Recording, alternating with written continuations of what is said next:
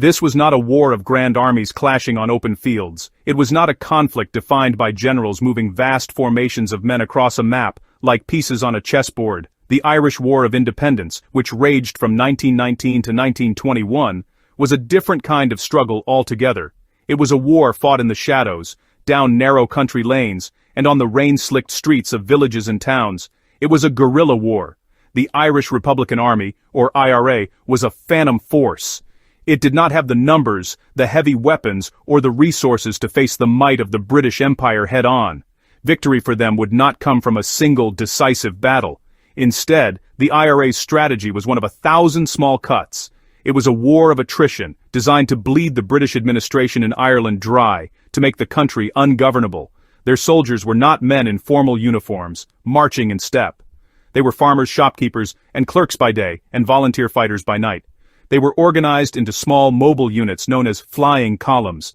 These groups would materialize from the landscape to mount a sudden, violent attack, only to melt back into the civilian population moments later, leaving the Crown forces bewildered and striking at shadows. This was a profoundly modern form of warfare, intimate and brutal, where the line between soldier and civilian was dangerously blurred. The fighting was characterized by ambushes, raids, and assassinations.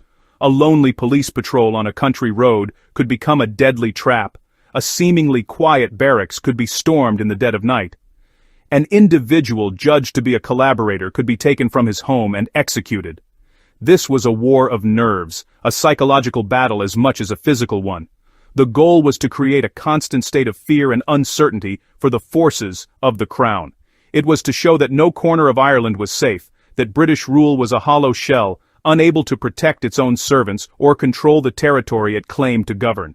This approach was born of necessity, but honed into a highly effective doctrine. The IRA leaders, men like Michael Collins, understood that they could not win a conventional war.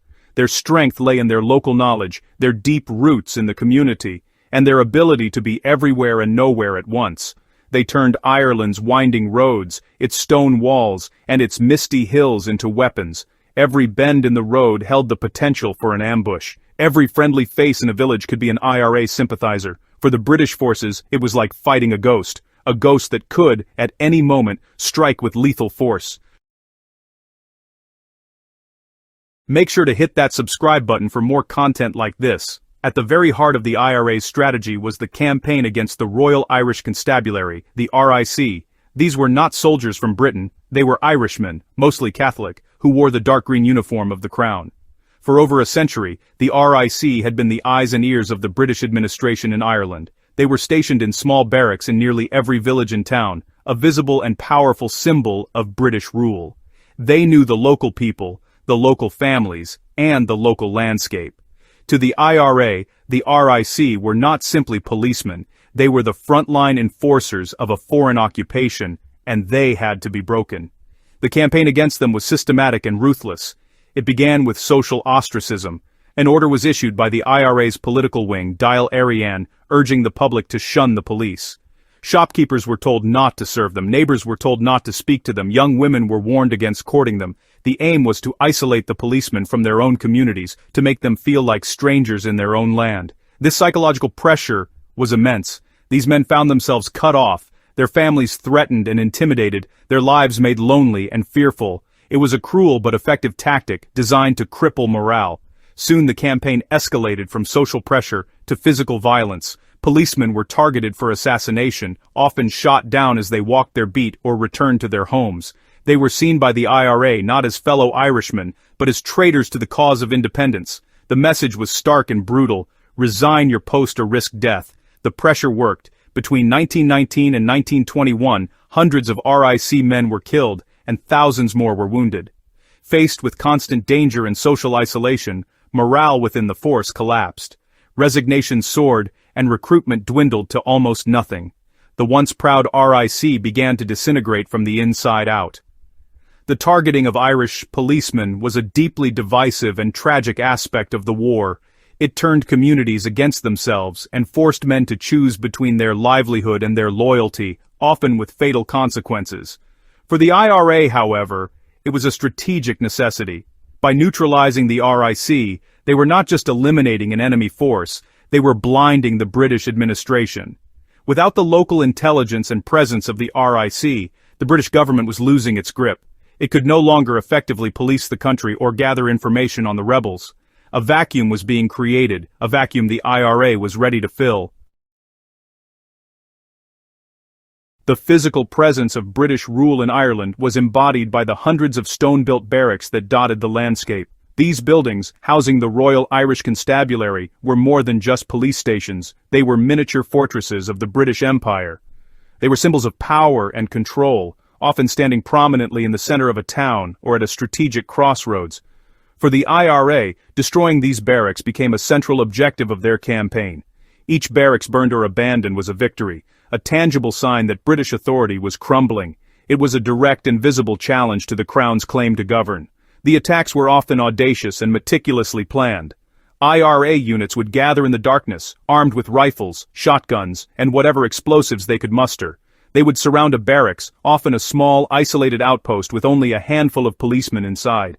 The attack might begin with a volley of shots to pin the defenders down, followed by attempts to breach the walls with sledgehammers or set the roof ablaze with petrol-soaked sods of turf. These were desperate, close-quarter fights. The goal was not always to kill the policemen inside, but to force their surrender and, most importantly, to capture their precious rifles and ammunition, which the poorly armed IRA desperately needed.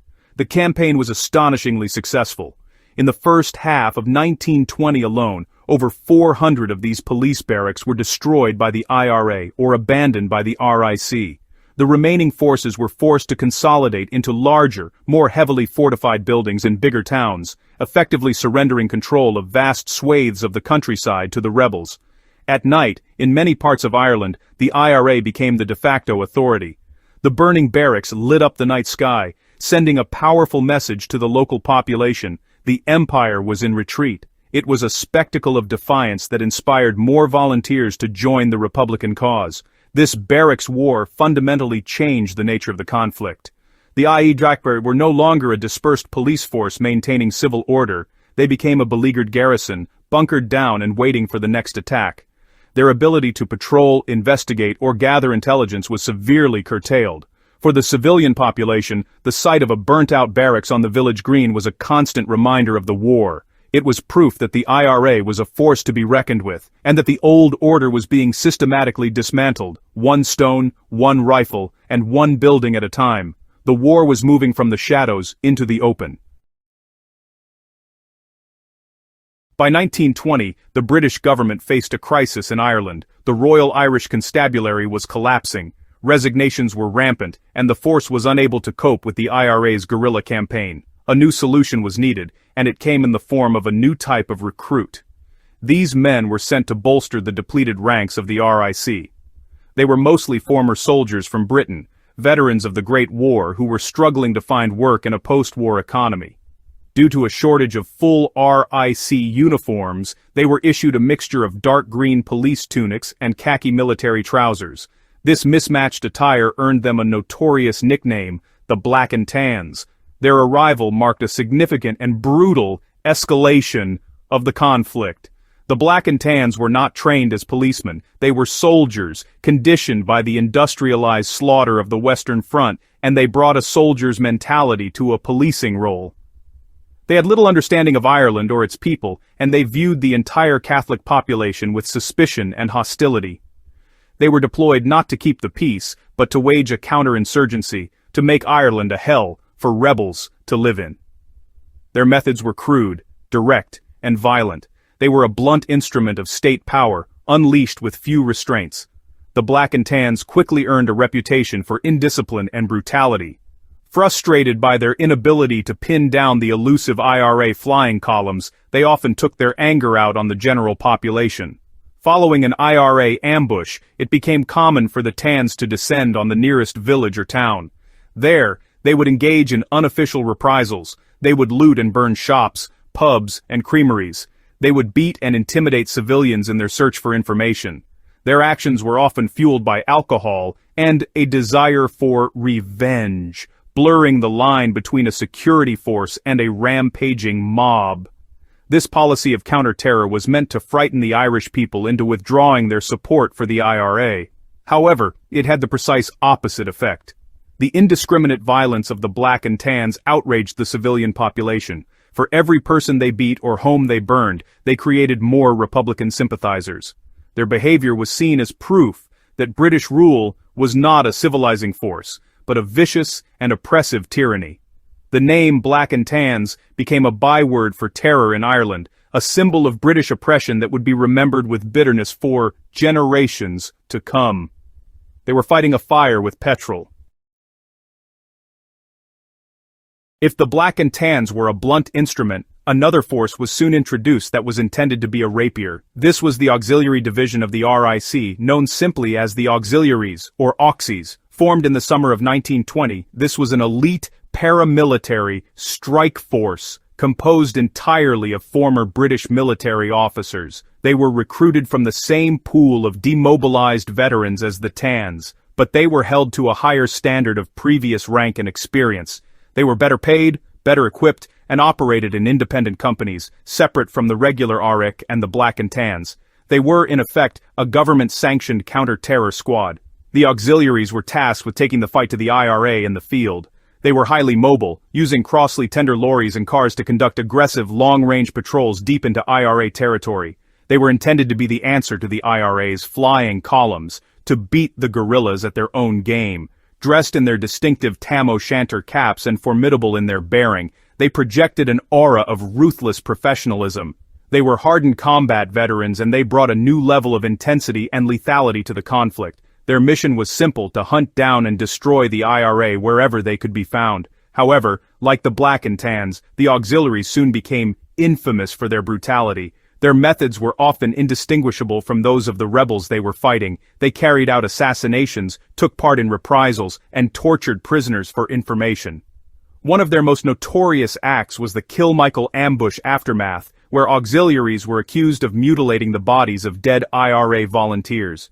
In Dublin, they were involved in the events of Bloody Sunday in 1920, firing on the crowd at a Gaelic football match in Croke Park in retaliation for the assassination of British intelligence officers earlier that day, killing 14 civilians. The auxiliaries embodied the paradox at the heart of the British response. They were a professional, disciplined force on paper, yet their actions on the ground were often lawless and savage. They operated in a gray zone, often with the tacit approval of their superiors, who believed that a sharp war was the only way to win.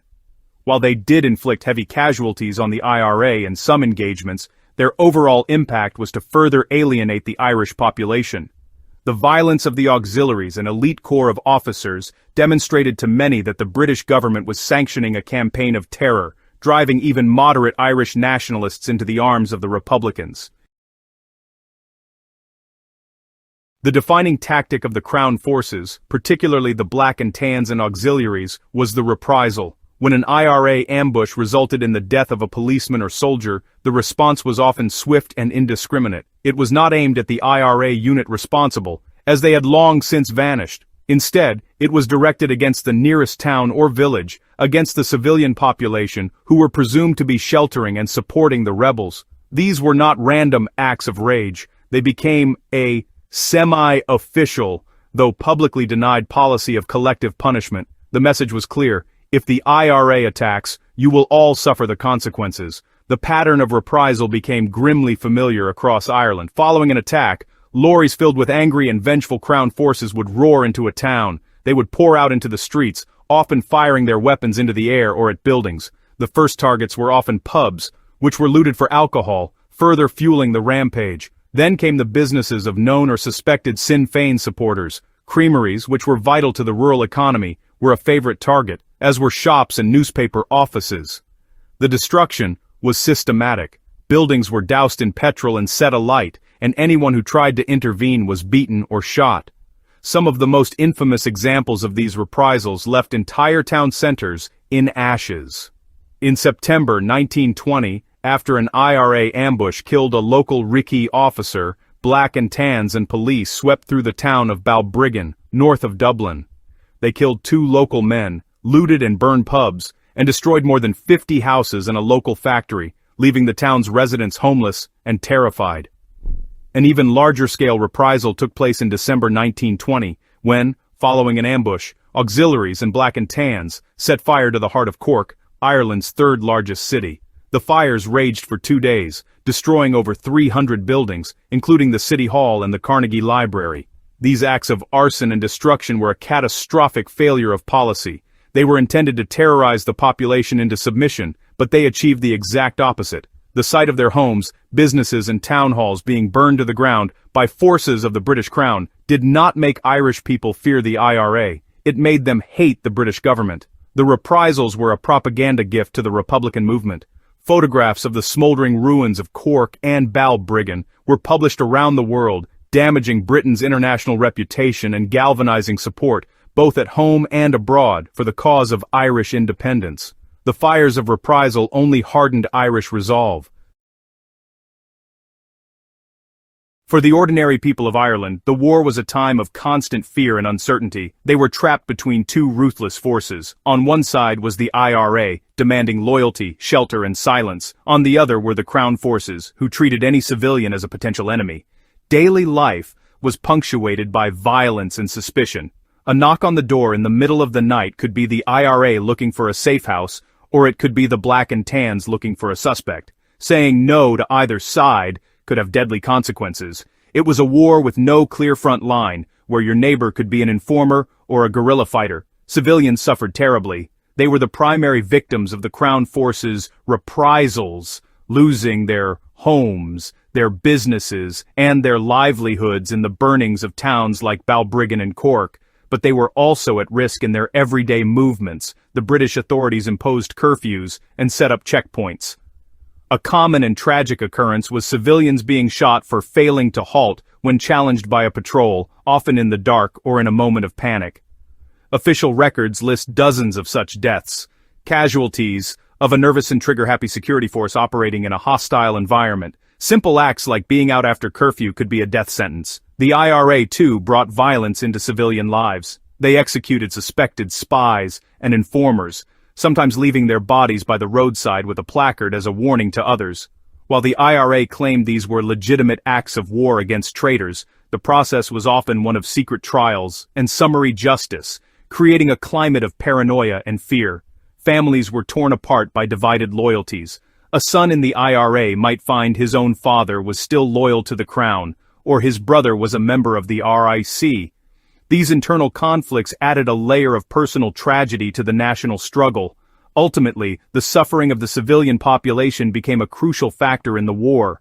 The brutality of the Crown forces in particular drove a wedge between the British government and the Irish people, including many who had previously been moderates or unionists. They saw the government's response not as an attempt to restore law and order, but as a campaign of terror against its own citizens.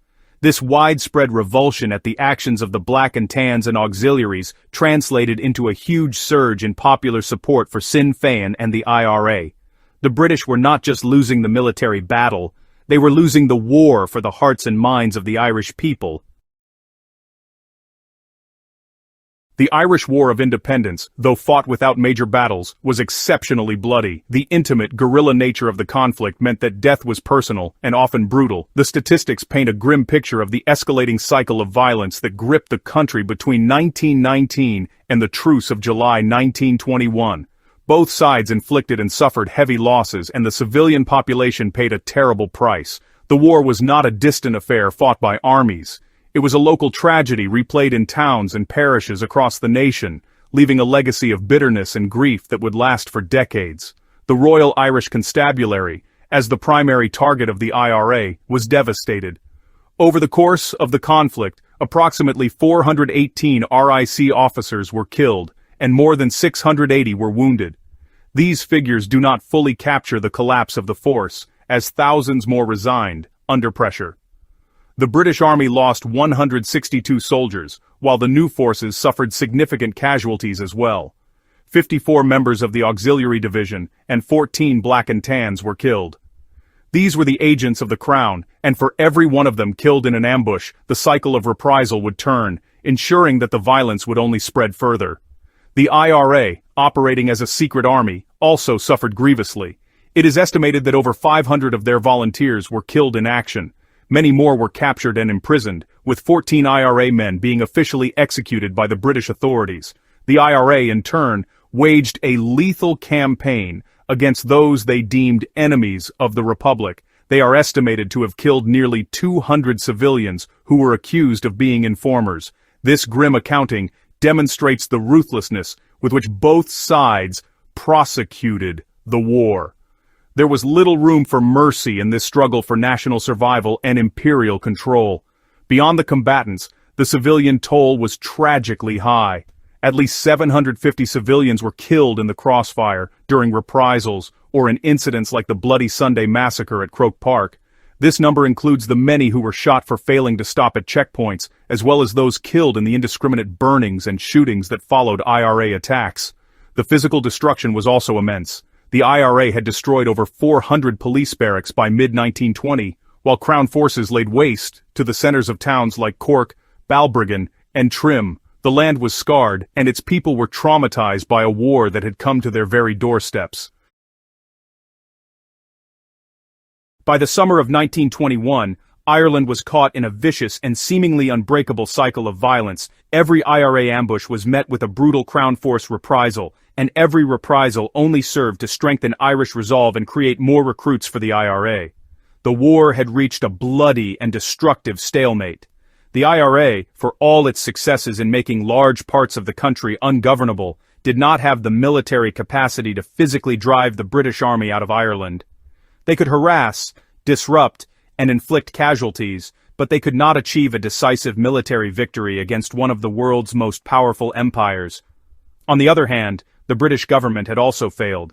Their policy of coercion and counter-terror, enacted by the Black and Tans and auxiliaries, had been a moral, political, and strategic disaster. It had failed to crush the rebellion and had succeeded only in alienating the vast majority of the Irish population, while earning Britain condemnation on the international stage. The Crown forces could hold the cities and larger towns, but they had lost control of the countryside, and crucially, they had lost the consent of the governed. The British Prime Minister, David Lloyd George, came to realize that holding Ireland by force alone was unsustainable and politically toxic. This mutual realization that a military victory was impossible for either side paved the way for a truce. The constant bloodshed had exhausted both the combatants and the politicians.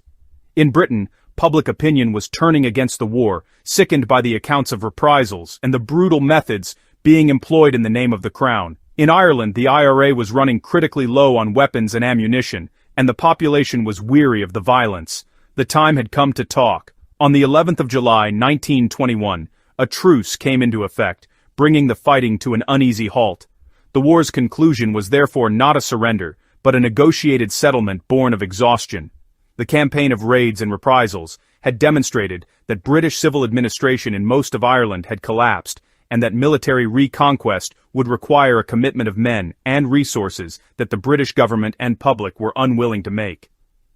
The IRA's guerrilla war had not defeated the British Army, but it had made the cost of governing Ireland too high to bear. The brutal cycle of violence had, in the end, forced both sides to the negotiating table, leading directly to the Anglo-Irish Treaty and the creation of the Irish Free State.